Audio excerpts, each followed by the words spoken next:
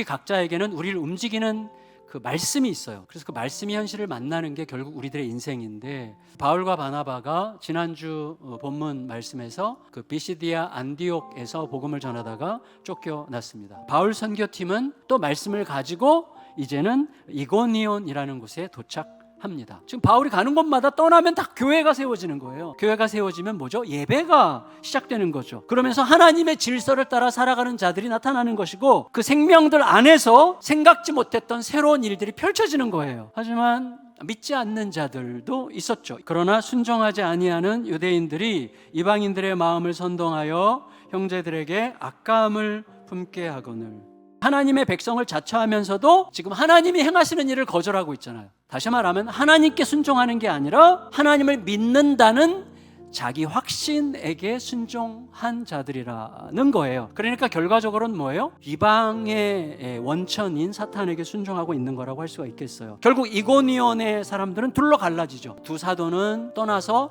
근처에 있는 도시로 가는데, 그 루스드라에는 회당이 없었어요.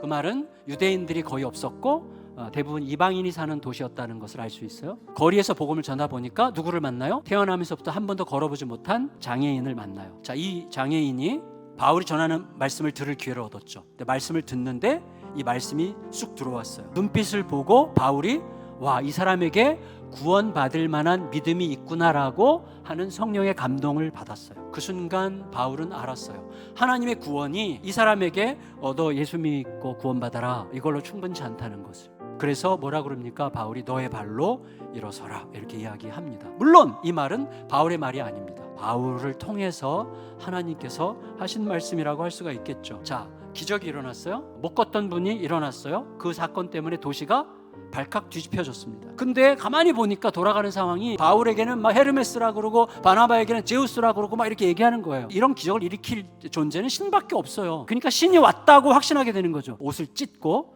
이게 무슨 짓이냐 화를 내고 그들을 설득하죠. 그리고 하나님에 대해서 거의 들어본 적이 없었을 루스드라 사람들을 불쌍히 여기고 또 그들의 마음을 헤아리면서 그들의 수준에 맞는 개념으로 창조자 하나님을 선포하죠. 그리고 나서 이제 어떻게 돼야 돼요? 그러면 우리가 어떻게 하면 좋겠습니까? 그때 이제 복음을 쫙 전하고 사람들이 바뀌고 그 교회가 서면 완결되는 거예요. 현실은 우리 기대대로 흘러가지 않습니다.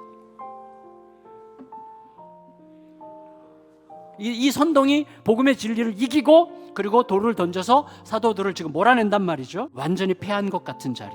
하지만 거기에서 다시 일어나는 거예요. 바울은 버려진 자기의 몸을 다시 일으켜서 꼬박 4일 길을 걸어야 도착할 수 있는 더베라는 곳까지 가서 거기서 말씀을 또 전해요. 그리고 이어서 어떻게 해요? 다시 역순으로 차례로 가. 거기서 생긴 작은 제자 공동체들을 돌아봅니다.